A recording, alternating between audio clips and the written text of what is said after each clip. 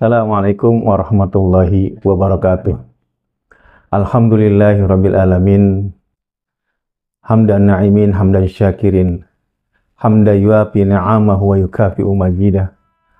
Ya Rabbana lakal hamdu kama yanbaghi li jalalika karim wa 'azimi sultani. Asyhadu an la ilaha illallah wahdahu la syarikalah wa asyhadu anna Muhammadan abduhu wa rasuluh la nabiyya ba'dah. Qala Allah Ta'ala fil Qur'anil Azim. A'udzu billahi minasyaitonir rajim.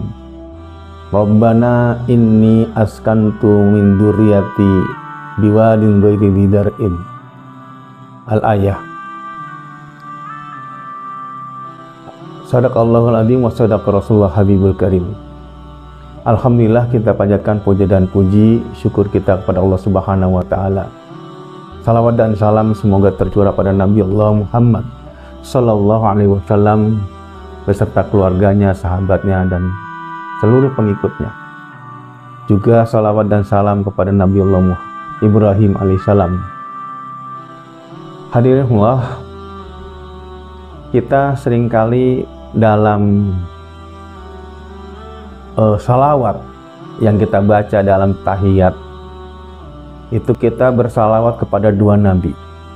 Allahumma sholli ala Muhammadin wa ala ali Muhammad kama shollaita ala Ibrahim wa ala ali Ibrahim wa barik ala Muhammad wa ala ali Muhammad kama barakta ala Ibrahim wa ala ali Ibrahim. Ini salawat yang kita baca dalam setiap tahiyat. Ada dua nabi, Nabiullah Muhammad SAW dan juga Nabiullah Ibrahim alaihissalam. Tatkala kita bersalawat kepada Nabi Muhammad SAW, diiringi kama shollaita ala, sebagaimana salawat kepada Nabi Ibrahim dan juga kepada keluarga Nabi Ibrahim. Jadi keluarga Nabi Muhammad dan keluarganya, Nabi Ibrahim dan keluarganya. Karena memang dua nabi ini adalah yang dicantumkan dalam Quran sebagai uswatun hasanah, suri tauladan yang baik. Tentu di momen kali ini kita mencoba mencermati Nabi Ibrahim alaihissalam beserta keluarganya. Kita tahu keluarga Nabi Allah Ibrahim yaitu dari jalur Siti Hajar melahirkan anak yang bernama Ismail. Ismail bin Ibrahim, seperti itu. Tadi saya bacakan dalam surat Ibrahim ayat 37, di mana Allah berfirman, Rabbana inni askantu min dzurriyyati biwadin ghairi dzar'in, ya Allah, aku tempatkan anakku dan keturunanku, istriku dan keturunanku di satu lembah yang tidak ada tumbuh-tumbuhan, lembah yang sangat panas,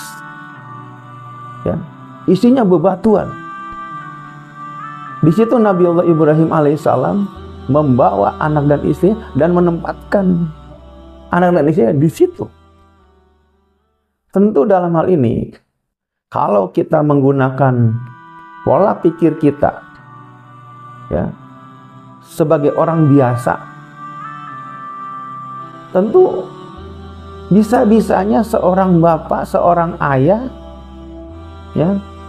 seorang suami menempatkan istri dan anaknya di satu tempat yang tidak ada, atau lembah yang tidak ada pohon. Dan istrinya, yaitu Siti Sarah, mau dan rela, ridho ditempatkan di tempat itu. Timbul pertanyaan dalam diri kita, mengapa Siti Hajar mau ditempatkan di lembah tersebut? Ada apa yang melatar belakangi sehingga dengan rela dan ridho ditempatkan di situ. Tentu ini bukan satu peristiwa biasa, bukan suatu fenomena, tapi ini adalah fenomena besar. Kita akan melihat jauh sebelumnya siapa Siti Hajar sebenarnya. Siti Hajar adalah budak daripada Siti Sarah yang dinikahi oleh Nabiullah Ibrahim.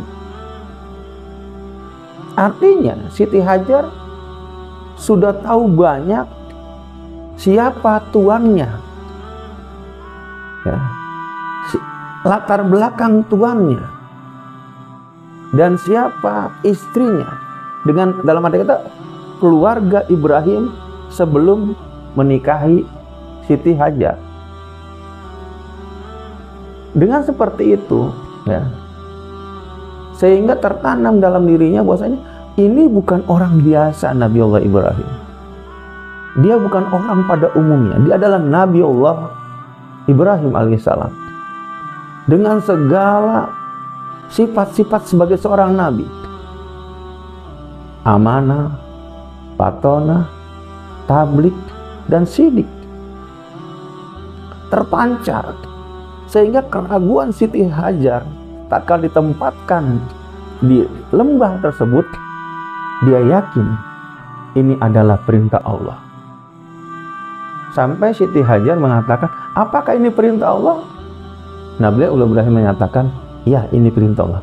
Dengan kata-kata ini perintah Allah, ini adalah bagian daripada wahyu Allah, Siti Hajar yakin Allah tidak akan menyia-nyiakan dirinya dan tidak akan menyia-nyiakan anak-anaknya.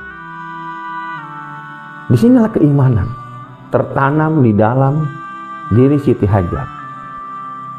Dia tidak lagi menggunakan pola pikir pada umumnya.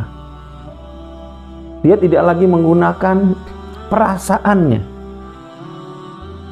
Yang mendominasi dalam dirinya adalah wahyu, yang mendominasi dalam dirinya adalah akidah, keyakinan pada Allah Subhanahu wa taala, bahwasanya Allah tidak akan menjolimi hambanya. La tuzlamuna syai'an. Inilah keyakinan. Allah tidak akan pernah menzolimi hambanya. Allah tidak akan pernah membiarkan hambanya. Hadirin Allah, itulah karakter yang ada pada diri Siti Hajar, istri daripada Nabiullah Ibrahim alaihissalam. Hadirin Allah, pemirsa Assalam TV yang berbahagia. Jadi kalau kita lihat, ditempatkanlah Ismail Orok itu yang masih bayi bersama dengan istrinya, yaitu ibunya itu Siti Hajar, di lembah yang seperti itu. Dan singkat cerita, kita tahu lembah yang tadinya kering, kerontang, tidak ada apapun, berubah menjadi kota, menjadi satu Korea yang di situ ada perkampungan. Ya. Bertahun-tahun ditinggalkan oleh Nabiullah Ibrahim. Rasa rindunya datang dari Nabiullah Ibrahim untuk mengunjungi anak dan istrinya. Dan didapatinya tatkala kita baca dalam surat As-Saffat ayat 102, di mana Allah berfirman, falamma balagha ma'hu sa'ya, tatkala sampai pada usia balik, ya, inni arafil manami anni asbahuka, aku melihat dalam mimpiku aku membunuh atau menyembelih engkau. Ya. Lagi rindu-rindunya, lagi melepaskan rindu kepada anak dan istrinya, Allah mengujinya dengan memberikan mimpi. Dalam mimpinya Nabi Ibrahim harus menyembelih anaknya yang dicintainya itu. Dan lagi-lagi kalau kita lihat, begitu tatkala ini disampaikan kepada anaknya, ya bunaya, ini arafil manami adbahuka kundu mada taro. apa pendapatmu, hai anakku, terhadap mimpi ini? Ya abati, hai bapakku. Ya abati al ma tu'mar satajiduni insyaallah minas sabirin. Hai ayahku, ya, laksanakanlah perintah Allah kepadaku. Satajiduni, insyaallah engkau akan mendapatiku termasuk orang-orang yang sabar. Peristiwa ini juga menjadi satu hal yang bagi kita bertahun-tahun. Nabiullah Ibrahim meninggalkan anak dan istrinya di lembah yang tidak ada pohonan, karena dia tahu tidak akan pernah Allah menyanyiakan hambanya. Dan tatkala sudah besar, bertemu dengan anaknya, dapat mimpi, dapat wahyu, dapat perintah dari Allah, inni adbahuka, aku menyembelih engkau. Sebagai seorang ayah, tentu tatkala kita menggunakan pola pikir orang biasa, mana mungkin seorang ayah yang merindukan anaknya, yang menyayangi anaknya, belum selesai rasa rindunya selesai, datang perintah ini. Tentu kalau orang biasa mengatakan tidak mungkin. Apa iya? Karena ini adalah wahyu, ini adalah perintah Allah, maka diyakininya saya harus melaksanakan. Dan hebatnya lagi, ya, peristiwa yang menakjubkan, Ismail yang remaja itu, tatkala datang perintah Allah melalui bapaknya, yaitu Nabiullah Ibrahim, jawabannya mengagumkan, mengejutkan. Ya abati, hai bapakku, laksanakan. Tentu kita berpikir pula, kok bisa seorang Ismail yang remaja, tatkala ada perintah yang di luar nalar pikiran dan perasaan, dengan yakin dia mengatakan, hai bapakku, kalau itu perintah Allah, laksanakan. Semoga engkau mendapati aku termasuk orang-orang yang sabar. Satajiduni insyaallah minas sabirin. Terus kita berpikir, apa yang melatar belakangi, mengapa Ismail remaja ini mau, rela dan siap menerima perintah seperti itu? Tentu kita akan berpikir, siapa di balik Ismail ini? Di balik Ismail ada seorang ibu, ada seorang pendamping, pembimbing, yaitu ibunya, Al-Ummu Madrasatul Ula. Ibu adalah madrasah pertama. Kita punya keyakinan bahwasanya Siti Hajar pasti memberikan nilai-nilai, memberikan pelajaran, memberikan motivasi, inspirasi dan segalanya kepada Nabiullah, kepada Ismail, sehingga Ismail tatkala datang perintah ini, dia tidak ragu sedikit pun.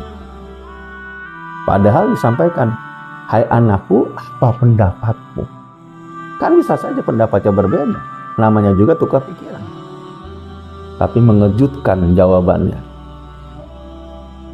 Ini yang kita pikir. Ismail bisa seperti itu, ada orang besar di baliknya, yaitu Siti Hajar. Siti Hajar bisa menerima keputusan ditempatkan di lembah yang tidak ada pohon-pohonan, tentu ada orang besar, gurunya, pembimbingnya, pembinanya, murabinya, yaitu Nabiullah Ibrahim alaihissalam.